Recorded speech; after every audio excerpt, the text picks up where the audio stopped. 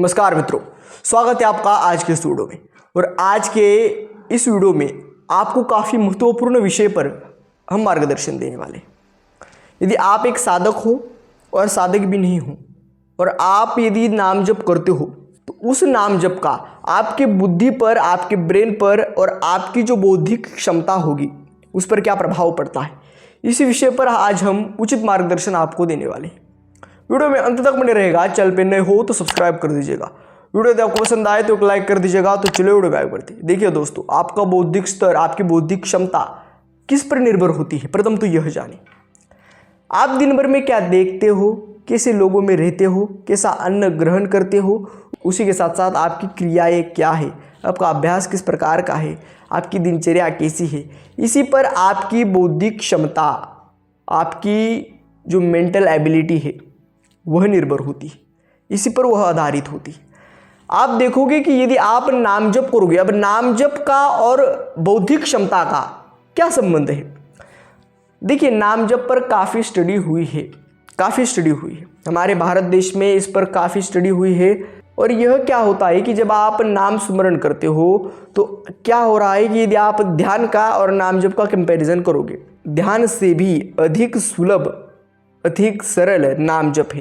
क्योंकि यदि आप ध्यान कर रहे हो, यदि ऐसे ही आप शांत बैठे हो और आपके मन को केंद्रित करने का प्रयास कर रहे हो किसी भी एक बिंदु पर, या फिर ऐसे ही मन को शांत करने का प्रयास कर रहे हो आंखें बंद कर कर, तो फिर आपके मन में उल्टा होगा कि आपके मन में अनेक विचार उत्पन्न होंगे।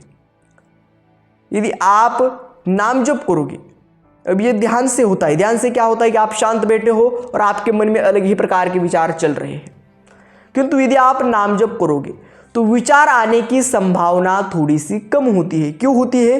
क्योंकि ऑलरेडी आप किसी और बात का चिंतन उस समय कर रहे हो। किस बात का कर रहे हो? यदि आप मान ले कि आप सीताराम इस पवित्र नाम का जाप करते हो, अब आपके हाथ में माला है, आपका माइंड क्या कर रहा है, उंगलियां क्या कर रही है कि माला को आगे से पीछे की तरफ, एक एक जो मनी है उसको आगे से पीछे की तरफ ढकेल रहे हैं, ब्रेन वहाँ लगा है। उसके पश्चात आप सीताराम एकदम धीमे स्वर में सीताराम का उच्चारण कर रहे हो अपने मुख से। सीताराम एकदम छोटे आवाज से, एकदम धीमे स्वर से, एकदम छोटे आवाज में, धीमे स्वर में जब आप सीताराम का जाप करते हो तो ब्रेन वहाँ भी लगा है।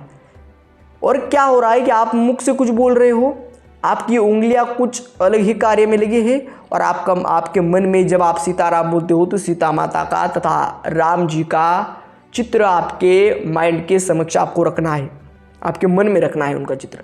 तो फिर हो गया। फिर आपका मन यदि 3 कार्यों में एक साथ लगा है तो फिर और कार्य या फिर और विचार आने की संभावना कम है। ध्यान में सिर्फ आप बैठे हो, कुछ कार्य ही नहीं कर रहे, तब ध्यान में आपकी जो मेंटल एबिलिटी है वो भी बढ़ेगी, ध्यान से भी बढ़ेंगी। लेकिन ध्यान के लिए आपको काफ़ी प्रैक्टिस की जरूरत होगी, काफ़ी आपको अभ्यास करने की आवश्यकता होगी ध्यान के लिए। किंतु यदि आप न्यू हो, नवीन हो, यदि आप नाम जप करते हो तो नाम जप से आपकी बौद्धिक स्तर, आपकी मेंटल एबिलिटी इम्प्रूव होती है। क्योंकि जब नाम जप सुलभ है, ध्यान से नाम जप काफ़ी प्रमाण में सुलभ होता है। अब देखिए, आप नाम जप कर रहे हो, हमने यह आपको बताया कि किस प्रकार से ध्यान से नाम जप सुलभ है। अब नाम जप से बौद्धिक स्तर पर क्या असर पड़ता है? जब आप नाम स्मरण करते हो तो आपका माइंड, आपका मस्तिष्क, आपका जो सबकॉन्शियस माइंड है वो एक बिंदु पर लक्ष्य केंद्रित करने का निरंतर प्रयास करता है, निरंतर प्रयासरत रहता है। इसी कारण क्या होता है कि जो फोकस है, किसी भी चीज़ पर फोकस करने की जो एबिलिटी है, जो क्षमता है, जो फोकस पावर है, जो किसी भी एक बिंदु पर लक्ष्य केंद्रित करने की क्षमता है, उसमें इंप्रूवमेंट प्रथम तो होती है। द्वितीय, आपकी स्मरण शक्ति बढ़ती है, क्योंकि नाम के उच्चारण से आप बार बार वो नाम ले रहे हो और आपको माला भी काउंट करनी है, कितनी माला हुई। तो इस प्रकार से आपकी स्मरण शक्ति भी बढ़ रही है। या आप समझिए, हम साइंटिफिक वे से, हम वैज्ञानिक तर्क से आपको बताने का प्रयास कर रहे हैं, इसको समझे। ये 2 कार्य हो रहे हैं। प्रथम तो आप जब चैंटिंग करते हो तब इस फिंगर से आप माला काउंट कर रहे हो, तो इसी कारण क्या हो रहा है कि जो स्मरण शक्ति है वो इंप्रूव होगी, क्योंकि आपको पता है कि कौन सी माला चल रही है। इसी कारण स्मरण शक्ति इंप्रूव होगी। फोकस पावर बढ़ेगा, क्योंकि एक बिंदु आपको मिल गया है सीताराम का, उस पर आप निरंतर प्रयास कर कर अपना चित्त केंद्रित कर रहे हो। यह 2 विषय हो गए। तीसरी बात क्या है कि जब आप नाम जप करते हो तो स्वयं की आंखें आपकी बंद होती है और बाहरी वातावरण से थोड़ा सा आप अलग हटते हो और एक अलग ही क्षमता को, एक अलग ही शक्ति को तथा एक अलग ही सकारात्मकता को, पॉजिटिविटी को आप अनुभव करते हो और इसी के कारण माइंड आपका एकदम फ्रेश होता है नाम जप से। ऐसे ही नहीं कि ऐसे ही माला ले लिया और ऐसे ही कर ले, ऐसा नहीं। माला लेनी है, एक एक मनी धीरे से और धीरे से नाम बोलना है। वो जो नाम है वो या फिर जिस भगवान का नाम ले रहे हो उनकी छवि आपके मस्तिष्क में दिखनी चाहिए और धीरे धीरे धीरे धीरे सीताराम सीताराम या फिर राम या फिर कृष्ण या फिर हरि या फिर शिव, धीरे धीरे धीरे धीरे जब आप नाम स्मरण करोगे तब मेंटल एबिलिटी पर काफ़ी प्रभाव पड़ेगा। देखिए, इस पर एक रिसर्च भी हुई थी पुणे में। वहाँ पर हर रोज़ 30 लोगों को 9 मिनट तक विठल नाम का जाप कराया गया था। उनकी मेंटल एबिलिटी पर, हार्ट रेट पर, पल्स रेट पर, ब्लड सर्कुलेशन लेवल पर, सभी चीज़ों पर प्रभाव पड़ा था। यदि आप शांत बैठकर अच्छे से लक्ष्य केंद्रित कर नाम जप में अपना चित्त, अपना मन लगाओगे तो आपको अवश्य लाभ दिखेंगे, अवश्य आपके बौद्धिक स्तर पर इम्प्रूवमेंट होगी। हम आपको वैज्ञानिक स्तर से अभी तक समझा रहे हैं, आप समझ गए होंगे।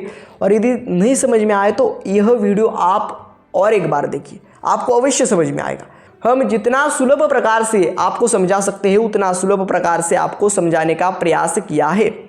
अब आध्यात्मिक तर्क से देखिए तो नाम जप से प्रभु प्राप्त होते हैं, भगवत प्राप्ति होती है, मोक्ष की प्राप्ति होती है। लेकिन यह मोक्ष, भगवत प्राप्ति अभी बहुत सारे नवयुवकों के मस्तिष्क से, माइंड से, उनकी जो लेवल है, कैपेसिटी होती है, उससे ये बाहर की चीज़ें हैं। ये भगवत प्राप्ति, मोक्ष प्राप्ति, ये काफ़ी बड़ी चीज़ें हैं, इनको आप समझ नहीं पाओगे। किंतु आप यही समझे कि बौद्धिक स्तर से इम्प्रूव होता है और बाकी लाभ भी आपको जीवन में प्राप्त होते हैं। इस प्रकार से नाम जप आपकी बुद्धि पर प्रभाव करता है। जो भी भगवान आपको प्रिय हो उस भगवान के पवित्र नाम का आप जाप करिए। आपको अवश्य आपके माइंड में, आपके मस्तिष्क में एक शीतलता, एक शांतता प्राप्त होगी। फ्रेश होगा आपका माइंड, आपका मन, आपकी बुद्धि और फिर किसी भी कार्य में आप एकदम अच्छे प्रकार से अपना लक्ष्य केंद्रित कर पाएंगे। आपकी मेमोरी पावर बढ़ेगी, फोकस पावर बढ़ेगा और आपकी जो मन अशांत रहता है, अस्थिर रहता है, उसमें भी प्रभाव दिखेगा। आज के वीडियो में इतना ही। मिलते हैं अगले वीडियो में ऐसे एक नए टॉपिक के साथ। तब तक के लिए धन्यवाद।